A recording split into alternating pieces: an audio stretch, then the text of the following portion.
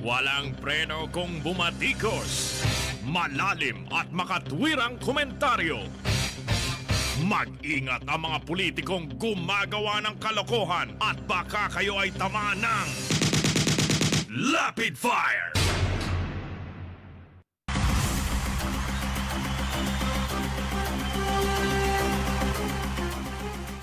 Eto binabasa natin itong balita. Pero ilan na ba may sakit ngayon na COVID? Kaso ng COVID ngayon, mga kaibigan, di naman bumababa. Asayin na tayo. 300 plus 332. Bakit kaya ganun? Ano yun? Merong mga may sakit ay lumabas. Ano solusyon para malutas natin? Ba't di kaya subukan ngayon manawagan ng gobyerno? Yan DOH na kupal, mga kaibigan. Yung kupal na DOH, ganito gawin nyo, manawagan kayo na lahat ng may COVID ay bibigyan ng pabuya. Lumabas kayong lahat. Maglalabasan lahat dyan. Pag nasa labas na sila, alam mo na kung ilan na may COVID. Kasi walang COVID, di lalabas. Matatakot ngayon lumabas, di ba? Ito ang lalabas lang, pwede lamang lumabas yung may COVID. Yung walang COVID, bawal lumabas. Yan ang quarantine na gawin nyo. Mga hinduropot kayo. Siguro, biglang babait yung mga tao yung matitigas ang ulo. Di ba? Titigas ng ulo, labasan na. Huwag kayo lalabas. Labas din mga kaibigan Ang gawin nyo ngayon, ito. Magkakapera pa kayong may COVID kayo, Sige. Matitigas ang ulo nitong mga to. Gusto pa mahawa Ang gawin nyo, ipanawagan ng gobyerno na maglabasan ang lahat ng may COVID. Yan lang ang papayagan. Yung pong hihigpitan natin, walang COVID. Bawal lumabas. Di walang mahahawa. Di ba? Siyempre, ikaw ngayon, matigas ang ulo mo. Kahit matigas ang ulo mo, nasa labas lang ngayon, puro may COVID. O di ba? Hawa ka ngayon. Matatakot ka ngayon. Di ba? Pwede kaya yun? Na-COVID yata ako, Mga kaibigan, sinasabi lang natin. Wala na tuloy nakinig.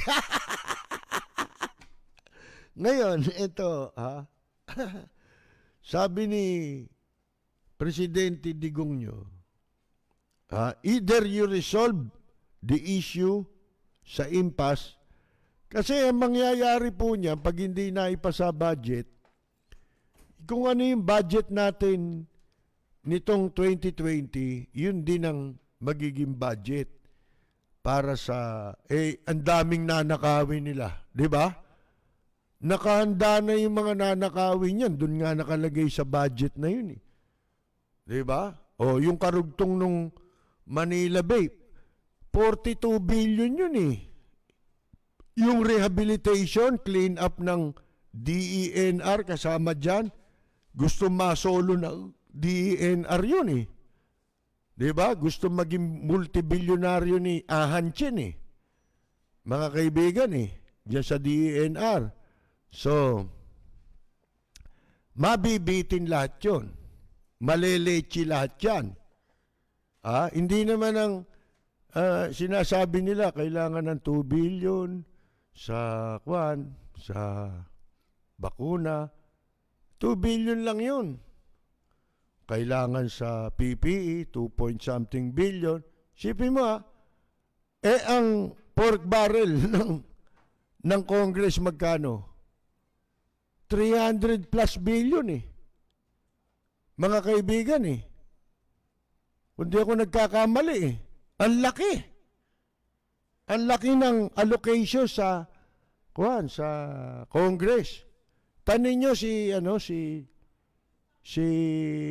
Caldero, Cayetano, hindi niya ngayon may paliwanag. Asan yung 300 plus million na hindi na ibabayad sa mga supplier? May batas po na dapat mai-account. Hindi nila mai-account eh. Yung ginastos ng PhilGok na ugok ni Cayetano sa ASEAN nung nakaraang taon. Mga kaibigan, hindi mai-account eh.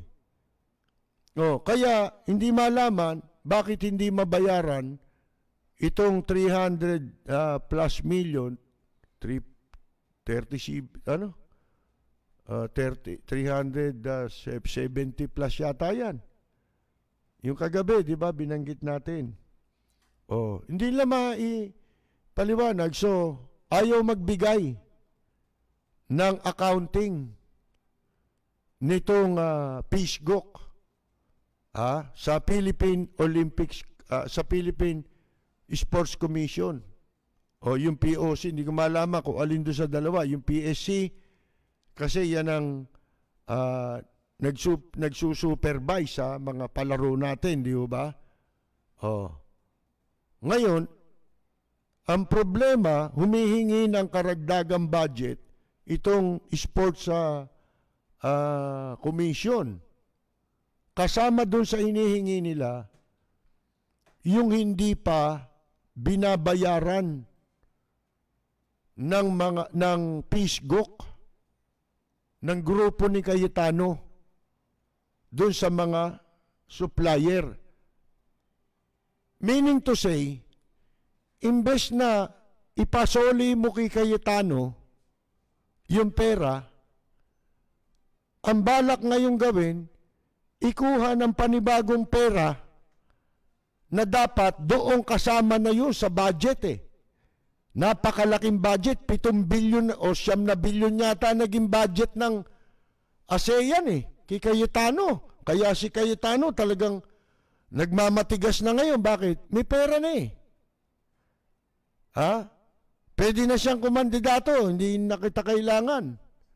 Kung ayaw yung akong patakbuhin presidente sa 2022, tatakbo ko sa ayaw at sa gusto nyo. Mga kaibigan, yun ang katwiran niyan, sigurado. Ngayon, ang mangyayari, yung pera na dinugas, kaya hindi na mabayaran yung mga supplier, ninakaw na yung pera eh. Kung hindi ninakaw yun, pwede bang hindi maipaliwanag yun? May audit mo yun, di ba? May papaliwanag mo, hinihingi na. May batas yan eh. Sa COA yata eh, na kailangan within certain period, 60 days or 90 days, kumpleto ka na ng accounting mo tungkol sa ginawa mong pagdispatcha sa pera, di ba? Na ipinagkatiwala sa sino mang ahensya ng gobyerno sa mga proyekto. May batas yun na dapat sundin. Pero lagpas-lagpasan na nakailang demand letter pa yung mga opisina ng gobyerno sa PhilGok, pero wala, hindi ho nakikipag-cooperate ang PhilGok, pati na yung mga supplier nagpadala na rin ng kanilang demand letter para sila'y mabayaran. Sipin nyo sa napakalaking pondo na yun. Siguro, katwira, malaki na kinita nyo dyan eh. Di ba? Ba't pa namin kayo babayaran? Amin na to. Hawak na nila yung pera. Ang gustong mangyari ngayon, ikuha ng panibagong pera sa gobyerno para ipangtakip doon. Ano yun? double murder yun. Double jeopardy, mga kaibigan. Panibagong lalabas, nakaw din yun. Di ba? Pwede bang abunuhan ng gobyerno yun? Nawalan ka na nga, abunuhan mo pa. Di doble, 2 beses kang napagnakawan. Napagnakawan ka na ng una, bibigyan mo ng nanakawin. Lalabas, nakaw na yun eh.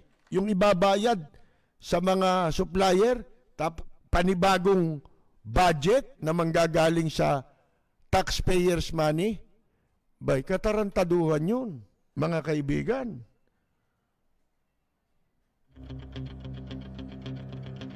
Walang preno kung bumatikos. Malalim at makatwirang komentaryo. Mag-ingat ang mga politikong gumagawa ng kalokohan at baka kayo ay tamaan ng Rapid Fire! Ano sabi ni Digong nyo, mga kaibigan? Hindi ako nananakot. Ito yun dun sa ano ito sa kung hindi raw re-resolbahin ng mga miyembro ng Kamara nitong mga diputado. Diputado. Yan. Baka sabihin niyo, nagmumura ako. Hindi yung diputado, yan ang tawag talaga sa mga mambabatas. Kahit sa Italy, yan yata tawag mga kaibigan. Ngayon, pagka hindi raw na-resolba, siya na ang gagawa ng ng maglalagay ng bata sa kamay niya. Either you resolve the issue sa impasse ninyo dyan and pass the budget legally and constitutionally. Kita ninyo gagamitin yung salita, ibig sabihin, constitutional mandate nyo yan. Katulad na sinasabi natin. Mandato yun ng mga mambabatas. Pero, sabi ni Presidente Digong nyo, kapag hindi nyo ginawa, ako ang gagawa para sa inyo. Di, labag din sa konstitusyon. Di ba? Anong kalokohan yun, mga kaibigan? Talaga itong si Digong nyo, hindi ako nananakot. Sabi niya, wala akong ambisyong manakot.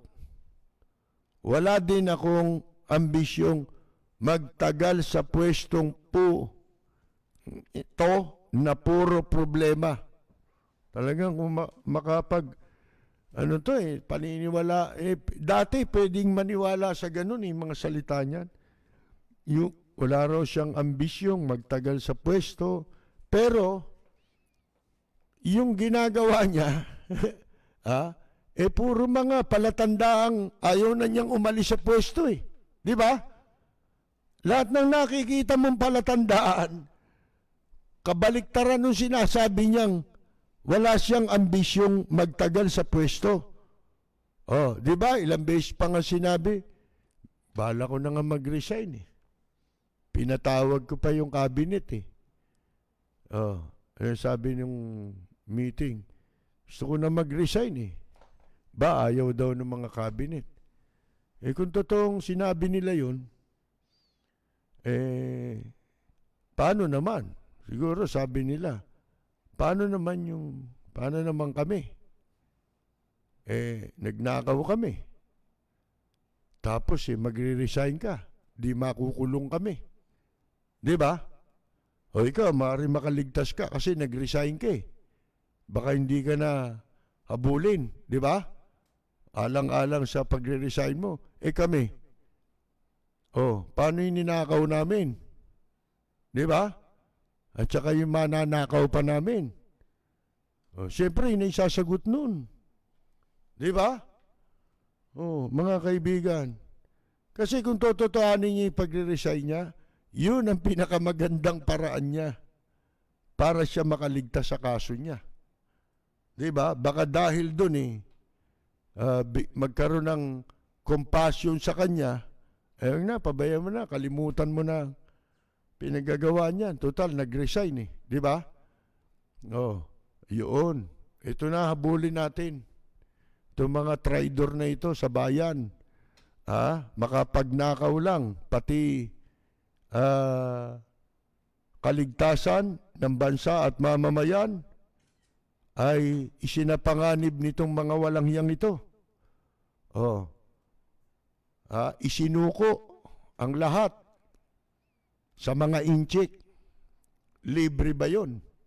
Hindi pwedeng libre yun. Di ba? Miyad ba yun, mga kaibigan? Sabi, wala akong hangarin. Wala kang hangaring matino. Di ba? Kulang yun. Bitin nyo, wala akong hangarin. Hangarin saan? Wala akong hangarin. Baka na-edit yung wala akong hangaring mabuti. O tama. Yan. Basta, sinasabi ko lang, if you do not solve the problem, then I will solve the problem for you. Ba? Galing Mamili kayo. Either we have positive development na maligayahan ng tao. Kami maliligayahan. Saan? Pag naipasa budget, walang wala nang naniniwala na yung budget na ginagawa ninyo, may pakinabang pa. Yung katakot-takot nga na inutang ninyo para sa pandemic hindi nyo mai-account Pwede bang accounting yung sasabihin mo lang hindi. Nagamit ng wasto yan. Yung pondo ng gobyerno during the pandemic. Pwede ba yon? Ito si Presidente Digong, sinasabi ko sa inyo na ang kasabihan ng araw, pagka ang tao walang kredibilidad, ang sasabihin ng tao, hindi pwedeng ipangutang yung sinasabi mo di ba? O yung pangako mo, hindi pwedeng ipangutang. Ganun ang salita ng araw pagka ang tao walang kredibilidad. Tulad niya, di ba? Sabi ko nga sa inyo, yung sinabi niya sa United Nations, na kaibang-kaiba sa mga lahat ng paulit-ulit niya sinasabi laban sa United Nations. Di ba yung United Nations, minura din yan? Tinatakot niya, kakalas daw ang Pilipinas. Mga kaibigan. Ba't nung nagsalita siya, iba na? Hindi ba? Pero yun, salita lang kasi. Yung taong pabago-bago sinasabi, walang honor yun. Mga kaibigan, walang palabra de honor. Isang katangian, isang masamang katangian ng mga nasa gobyerno o kaya ng isang tao na hindi dapat mapunta sa gobyerno. Tandaan niyo yan. Importanteng yan ang mga pagbabasihan ninyo. Track record. Siyempre sa track record, malalaman mo kung meron siyang palabra, ang isang tao, merong palabra de honor o wala. Di ba? Nandun lahat siya sa track record niya. Kumbaga, biodata mo yun yung track record mo Katulad kanina, binabanggit natin yung naghahangad na makatsambang senador na tumakbo na pero natalo naman. Yan si Belica na puro arte, paandar. Masama lang sa kanya ang pork barrel, pag iba gagawa, hindi siya kasali. Pero pag kasali siya rin sa gobyernong gumagawa, na matatakaw din sa pork barrel, hindi lalabag. Sipin mo yun. Di ba, isang kagaguhan yun sa panig niya? Sipin mong nagpakahirap ka pang dumulog sa Korte Suprema at maganda naging resulta. Sinabi ng Korte Suprema, ang anumang klase ng pork barrel ay labag sa batas. Unconstitutional yan wala kang mababasa niyan. Na ang mga mambabatas entitled sa anumang perks. Ano bang budget? Wala niyan eh. Kaya, nadeklara yan na illegal eh. Mga kaibigan eh. Pagkatapos ginagawa ninyo, pinahihintulutan itong si Presidente Digong nyo, 91%. Ito natatawa ako dun sa 91% eh. Logic lang to eh. Pwede naman palang makakuha ng mataas na trust rating ang isang leader. Yung sa New Zealand, hindi nakakuha ng ganun eh. Ang galing ng patakbo ng babae walang COVID doon. COVID, agapan agad. Wala na naman, di ba? Mga kaibigan. Sa Japan, busy ang mga leader. Pwede pala yun. Sa panahon ng pandemya, wala kang gagawin, 91% ka, 84% daw. Ang sang-ayon. Sa mga sa pagtugon ng gobyerno sa COVID-19. Sabi ng Pulse Asiang kupal na ito, mga kaibigan. Di kayo nahihiya? Ginawa nyo yan? Isipin mo, samantalang yung sina Abe, sina Trump, mga leader sa Australia, Canada, lahat, New Zealand, isipin ninyo, lahat ng concern, para ang bansa nila ay makasurvive, ang lahat ng mamamayan nila makasurvive, ang mga negosyo mawawala, kailangang alalayan para hindi bumagsak. Ginagawa lahat eh. Ito nga sa Amerika, di ba, may panibago na namang stimulus na 1,200 yata. Kagabi, tinik sa atin nung si Ginoong Eric Partosa ng ng Reno, Nevada. Dito, 8,000. Nung una yun, yung unang-una pa. Ilang buwan na tayo ngayon?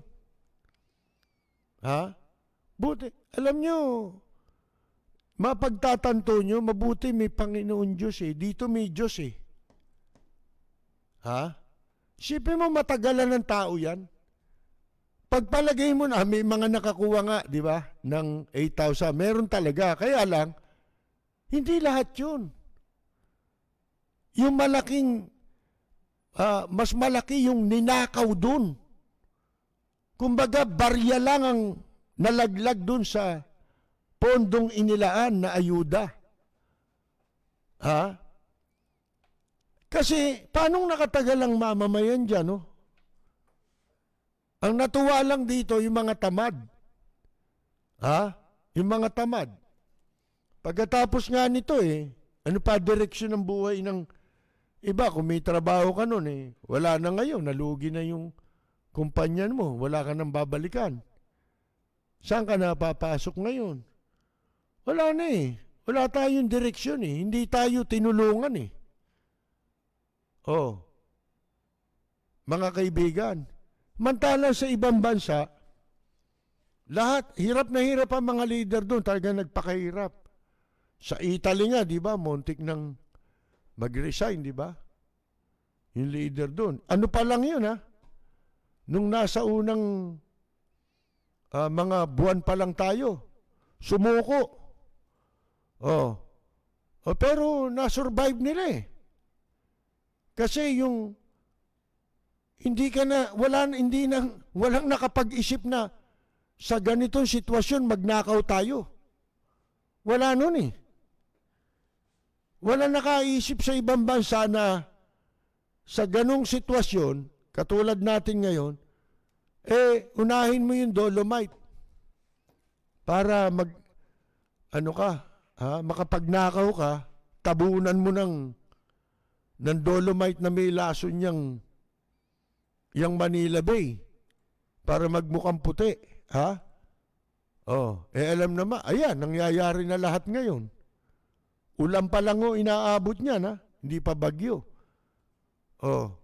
Yung PhilHealth, alam ba ninyo, ha? May nag-text sa ating kapon, pinadala niya. Sa isang ospital, di na natin babanggitin. Isang araw pa lang na ipasok ang tao. Alam ba ninyo ang billing? 400,000 plus kagad. Isipin ninyo yan. Ano ibig sabihin nun? Ang ibig sabihin, ganyang kalaki ang sabwatan sa gobyerno, sa PhilHealth, ng ospital. Di ba noon ko pa sinasabi, alin yung medical healthcare, universal healthcare? Wala yan. Uubusin yan ng mga ospital. Ang makikinabang dyan, ospital. Pero kung ang project dapat natin gawin ay yung pagtatayo ng ospital, sariling mga ospital sa mga lungsod na patatakbuhin nila. Katulad ng ginawa ni Mayor Alfredo Lim sa Maynila. Kung mapapatakbo lang ng maayos. Maayos. Bawat bayan, munisipalidad, kahit na maliliit na bayan sa malalayong lugar, dapat may ospital. Sobra-sobra na yung mga nauubos na pera. Naaksay ang pera. Isip mo, 2.2 billion gamot na sinayang. Medical supplies. Sinayang ng DOH. Nadiskubre ng COA. Expired yung mga gamot. Mga kaibigan. Sobra-sobra makapagpatayo ng 2 ospital yun na malalaki Siguro mga 4-5 palapag yun. Isipin ninyo yan.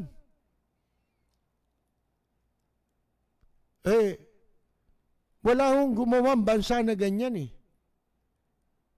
Pero hindi sila nakakuha ng 91%. Si Trump ba 91%? Hindi nga Lahat na nga ginagawa, binabanatan pa Di ba? Sana kung kamukha lang ni Presidente Duterte yan, nakakuya-kuy lang. Upo-upo lang, tulog-tulog lang sa kulambo. Di ba? Mga kaibigan, nandun lang sa Davao. Magsasalita isang besang linggo. Minsan hindi pa. Isang buwan bago magsalita. Kung kailan lang magsalita. Trabaho ba yun? Mga kaibigan? Kung pwede lang, ganyan pala, di dapat 1,000% sana sina Prime Minister Abe. Na lumala tuloy yung sakit. Di ba? Yun dahil sa stress yun Sa kakaisip ng kanilang gagawing solusyon. Sipin mo ang Japan, ano yan katakot-takot ang perwisyong inabot niyan. Kung tutuusin nyo, di ba, pinagkagastosan nila ng malaki yung kanilang pag-host sa 2020 Olympic. Di ba? Ang laki ng ginastos dyan. Pinagandaan talaga yan. Gumawa ng panibagong mga linya ng train para exclusively magamit dun sa mga delegates ng Olympic. Sipin ninyo yan. At saka ako, naranasan ko nang maka-attend ng international event sa Japan. Hindi nga Olympic, yung APEC meeting. noong 1995. Yes, si Prime Minister Abe, dating Prime Minister Abe, siya ang ano noon Foreign Minister ng Japan that time. Hindi pa siya nagiging Prime Minister. Oh. Napakaganda ng reception. Ibang klase mag-host ang Japan sa mga international event. Ginanap yun sa Osaka. Lintik ho ang pagkain. Sa dami ng media delegation na pumunta ron, napakarami. Libo yata. Mga kaibigan, sipin mo, ang almusal nila, hindi mauubos. Hindi nauubos ng tao. Buffet ang almusal doon. Naku po. Tanghalian. Pagkatapos dinner. Nandun lahat. Ilang araw kami ron. Sipin ninyo. Ako, hindi naman ako ganong kumakain doon Tapos, sa working area ng mga nasa media, nasa gitna, working area. Yung paligid niya, naliligid ng mga pagkain na nasa machine. Pipindot ka lamang, kukuha ka lamang ng lahat ng gusto mo. O kaya, meron mga lamesa ro na, yung mga noodles. Naku, ang dami Kakalat lang doon Kukuha ka lang. Tinapay. Ang sasarap ng tinapay. Nakalagay sa mga parang iskaparate na refrigerator. Kukuha ka lang. Soft drink, kape. Walang katapusan yan hanggang gabi. 3 araw yata yung APEC na yun. Sipin mo yun. Nakita ko nga yung iba yung mga kasama namin. Nag-uuwi, nakalagay sa paper bag. Yung mga soft drink, mga in-can lahat beer. May mga beer. Mga kaibigan. Soft drink, juice, gatas, kape. Naku, sus Mariosep. Hindi natin kaya yun. Nakakaya nga na natawa ako sa susunod Pilipinas pagkatapos nun Dito ni toothpick wala Oo, maniwala kayo. Walang hiya yung mga nag-host dito may budget yan di ba? Nanakawin lang nila. Hindi ba mapahiya ang bansa nila? Ang mga international event,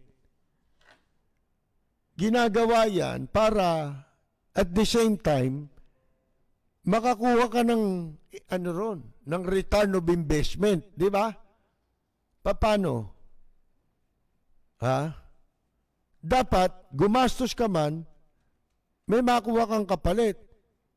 Kaya pinagaganda, katulad nung nagpunta kami noon, 1995 yata yun, bagong gawa yung yung Kansai Airport, yung Osaka. Yun, doon kami bumaba mga kaibigan. Ibig sabihin, binebenta nila yung kanilang lugar, di ba? Napakaganda. Tinaon nila yung pagbubukas no sa panahon ng APEC. Katulad din itong Olympics, marami silang marami. Ang Japan, napakagandang puntahan At saka ngayon, unti-unti mas mura pa nga ngayon sa Japan Di ba, nanggaling kami roon nung January bago lumala itong COVID na to. Hanggang katapusan ng Enero, parang ayaw mo nang umuwi Malamig pa yun Taglamig pa yun. Pero mura. Ang lahat. Pati tirahan, huwag ka lang mag-hotel. Meron namang sa mga internet, di ba?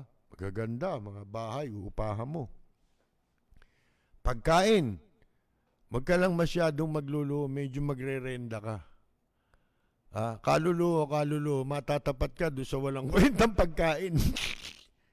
Gahanap ka ng mura eh. Di ba? Lalo kung marami kayo. Ngayon, kung 2, 3 kayo, 4, okay lang yun eh. Hindi, pag sangkatuta kayo eh.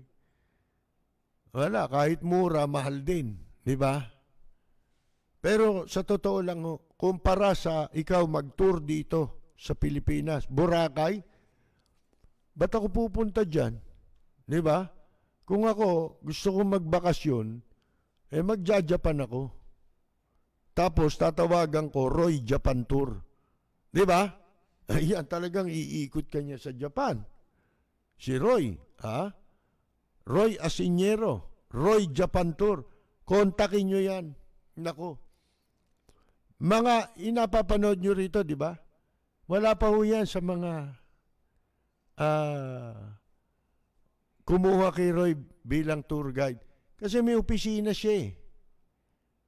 Pag siyang natapat sa inyo na maging tour guide, swerte kayo. Lalo-lalo na kung siya. Marami nga kasi, ang gusto siya eh. Siya mag-guide dahil alam niya lahat. At saka, mga VIP ang kilala na si Roy sa industriyang yan. Kaya yan ang hahanapin nyo. Siguro by January, magbubukas na yung Japan eh. Ulit. Pwede na mamasyal doon. Pagka kayo mamamasyal, hanapin nyo yan, Roy Japan Tour. Sabihin nyo, narinig nyo sa Lapid Fire. Para pag ako nagpunta ron, ikot niya rin ako. Wala nang bayad, di ba? Hindi, joke lang yun. Bueno, mga kaibigan, aka na nga isang cellphone, may tumatawag kanina. Binababa naman. Ano ba gusto nun? Ayuda yata yun eh. Magbabasa tayo rito eh. Mga kaibigan, ano to? Ipinahinto po muna ni Trump ang deliberation tungkol sa stimulus at pagkatapos na po ng eleksyon itutuloy. Karamihan po kasi sa mga Pilipino dito ay pinangutang na po ng gin yung stimulus.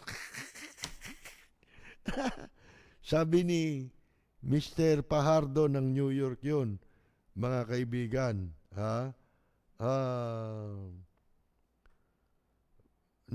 May consul po na Belica ng 1987, tinanggal po kasi corrupt. Hindi ko lang po alam kung anak o apo si Belica. Sa Canada, baka si ano yun? Kilala ko yun. Hindi, sabihin nyo sa akin, yung ba'y may bigote, mistiso, na may edad na? Namatay na yun eh.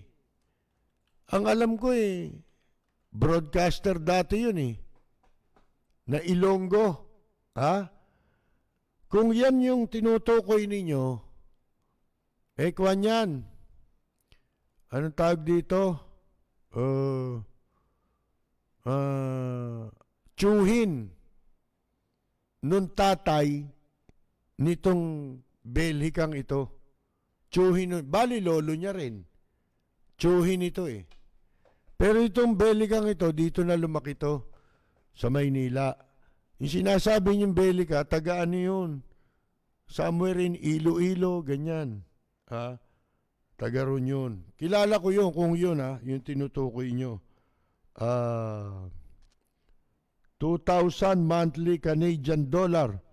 Matagal na po silang nagbibigay. 8 months na po, tuloy po, bigay ng government. Tignan ninyo, sabi ni Sally Pascual Ronyo, 2,000 a month Canadian dollar, mga kaibigan.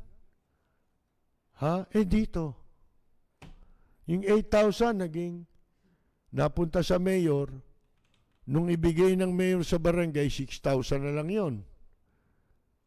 Nung makarating bago nakarating sa mayor, 6,000 na lang. Kinupit na ng ibang ahensya.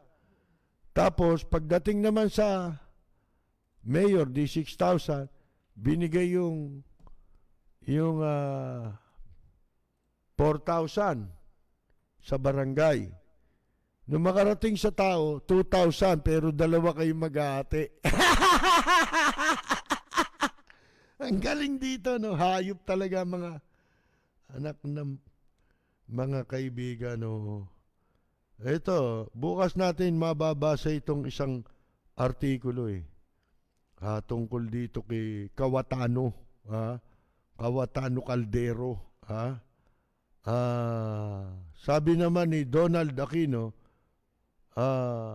tunay na ubod ng bantot yung admin ni Momonyong Digong. Ika nga talagang nakakaduwal dahil lahat ng masama sadyang ginagawa sa Pilipinas, maisusumpa talaga. Sabi ni Donald Aquino ng Tondo. At dito naman sa mga text sa atin,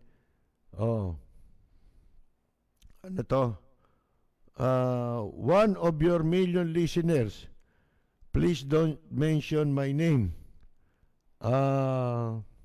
Mastermind sa the president, Ang sagot ko kung who's the culprit ay si Cayetano. Hindi si presidente rin na may kasalanan. Kasi hindi mag-aabuso si Cayetano at kung sino mang mga tauhan niya kung hindi niya kinunsinte. Sino ba naglagay sa mga taong yan? Di ba? Di ba si Digong nyo? Pero may birthday ngayon, Birthday pala ngayon ni sino yun? Yung taga Nabotas?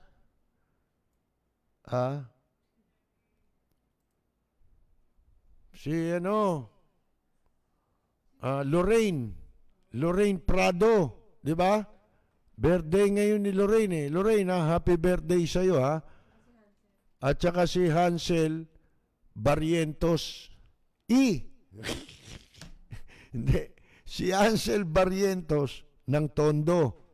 Birthday din po ngayon. Tsaka si Lorraine Prado. At dahil birthday nila, batiin muna natin sila sa kanilang kaarawan ngayon. Narito ang ating pagbati. Para sa nagdiriwang ng kanilang kaarawan, happy birthday ang bati ko, ang bati namin sa iyo. Nawa ay lumigaya ka,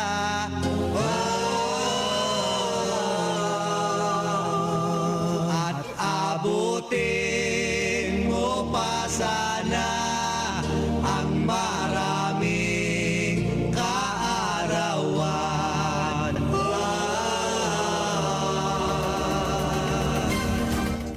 At binabati rin po natin si Mr. Nestor De Leon at Mrs. Ivy De Leon ng Darwin, Northerlies Territory, Australia. At si Jonathan John Ray Juan, masugid daw na tagapakinig natin sa Bronx, New York. Yan ang sabi ng kaibigan nating Simon Samson, ang veteranong photojournalist ng Manila Bulletin. Tama pala yung sagot kanina, yung text kanina.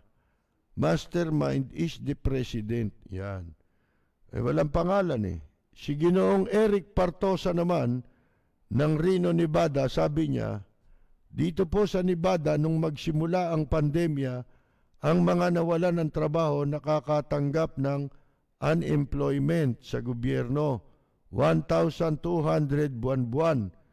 Yung may trabaho, one time lang na 1,200. Pero ipinapas sa ngayon, maulit yung 1,200 stimulus para sa lahat. Pero haharangin ng Kongreso yan. Siguro kaya hinold na rin ni President Trump. Dahil kalaban niya yung Congress Yung Kamara nila ron. Oh, kasi nga mga demonyo, Democrat yun eh. Oh.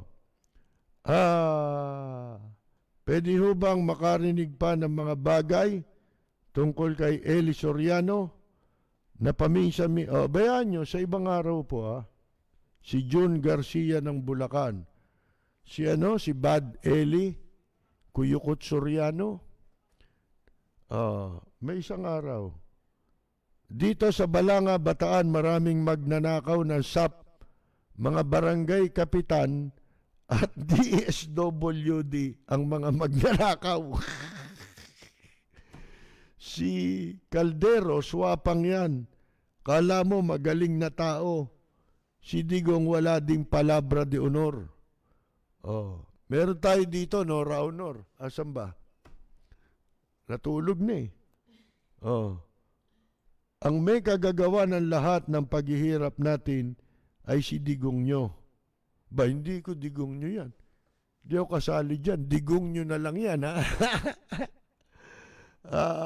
Pati mga senador, representatives na walang ginawa kung di magsipsip at sumunod kung ano gusto ni Digong nyo, mali o tama. Bakit ang mga senador at representatives natin ngayon ay isa man lang sa kanila ay walang ginagawa para ma-impeach? Wala, takot sila dyan. Nagtataka nga ako eh. Ito si Presidente Duterte, Digong nyo, ayaw lumabas, takot sa COVID. Samantalang si Trump, hindi, di ba? Lumabas sa ospital si Trump, ano? Ano malay nyo? Strategy yun ng kalaban niya, di ba? Na ikulong na siya sa ospital kasi napanood ko kanina sa House of Cards sa Netflix. Ganun ang gumawa ng senaryo, kudeta ang gagawin eh. Mga militar, kinulong yung presidente, tsaka yung mag-asawa.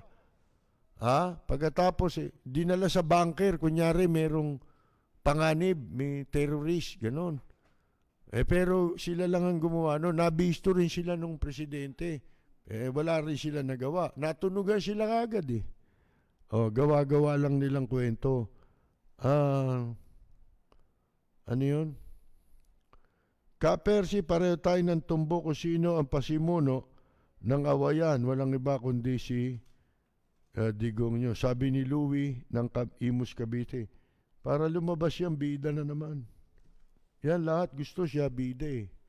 Yun. Pagka ginawa mo siyang bida lagi, pwede ka na magnakaw. Di ba? Pagka nahuli ka, sabihin, ba hindi magnanakaw yan? Wala akong makitang ebidensya dyan kay Duque. Hayop na yan.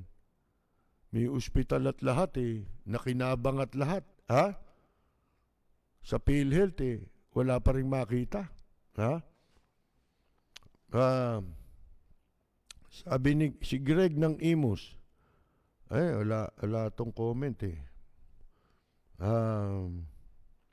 Happy birthday yung apo ko kambal, si Bijay at RJ. Ano ba yun? Bijay o Bihay? RJ Sakristan. 10 years old na ho sila. Birthday, batiin natin. Birthday pala ni Kambal, Bijay at RJ Sakristan ng Tagisanto. Hindi binanggit eh. Narito po ang ating pagbati. Para sa nagdiriwang ng kanilang kaarawan,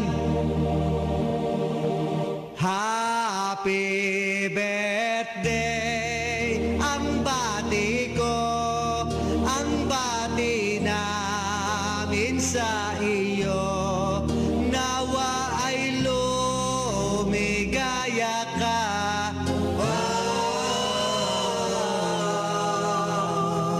At abutin mo pa sana ang maraming kaarawan.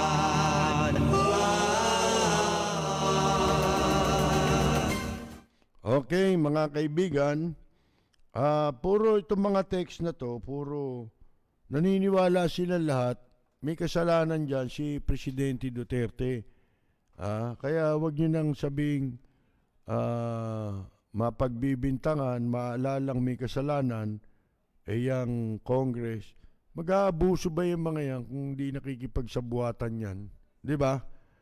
Si Benny Granado ng New York, ng Treviso, Italy, binabati natin. Ito, nakakuha tayo ng ilang mga pangalan na mga sumusubaybay sa atin sa YouTube. Teresita Ku ng Vallejo, California. Danilo Masangkay ng Canada. Jen Ramos from Toronto, Canada. Salmon Laber. Si Taj Mahal. Si Gina Bahil.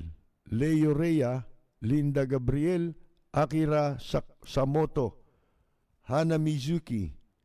Ramon Balang ng Abu Dhabi. Si Linda Gabriel para taga Rome, Italy. Si Jen Ramos, taga Toronto, Canada. Danilo Masangkay, Canada rin. Si Rosalino Gregorio, California. Si Julio Carpio Dulce, USA. Si Norman Chuate ng Covina, California. Ano yan? West Covina. Mga kaibigan, ano po? Kumusta na kaya? Makalaya na kaya yung kapatid ni Arnel Pineda? Ano yan supporter ng, di ba? Ng kampanya raw laban sa droga ni President Digong si Arnel Pineda. Kaya asahan nyo, hindi makakasuhan yun Yan ang sikreto. Kailangan kahit hindi totoo yung ginagawa nila, kailangan gumawa ka ng paraang kunyari sumusuporta ka, magsisip-sip ka, at exempted ka sa kaso. Ganun yun Di ba? Exempted ka.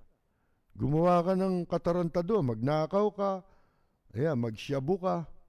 Mukha ni nung kapatid ni nagbebenta pa ng shabu. May kasalanan sa kamera. Si President inutil pa din. Dapat wala siya pakialam dyan. Ayan po mga kaibigan mga walang pangalan Ang pasimuno ng sigalot sa Kongreso ay walang iba kundi si Caldero Cayetano. Magagawa niya ba yun kung hindi siya nagtamo ng suporta, di ba? Regular listener daw siya noon pa. Nalungkot ako sa pagkawala ni Alfredo Lim. Ayan.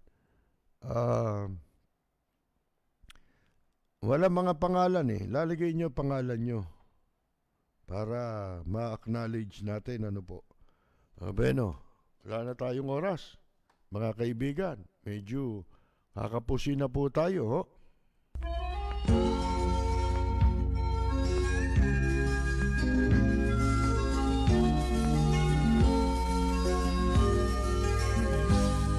Sa bayan ko ay isa ang lahi, dito'y wala ang pagkukunwari. Hindi padagay, sadyang kilala sa daigdig, may pagkakaisa sa bawat nais. Ang bayan ko'y punong-puno. Mga kaibigan, wala na naman po tayong oras, kaya dyan po tayo pansamantalang muling magpapaalam. Tayo po ay magbabalik bukas sa ganap na alas 10 ng gabi hanggang alas 11 ng gabi sa impilang DWBL 12:42 sa inyong mga talapihitan. Samantala ang ating pong live streaming alas 10 hanggang alas 12 ng hating gabi, Lunes hanggang Biyernes po yan. Ito po si Percy Lapid. Maraming salamat at magandang yumaga, Arnel Pineda.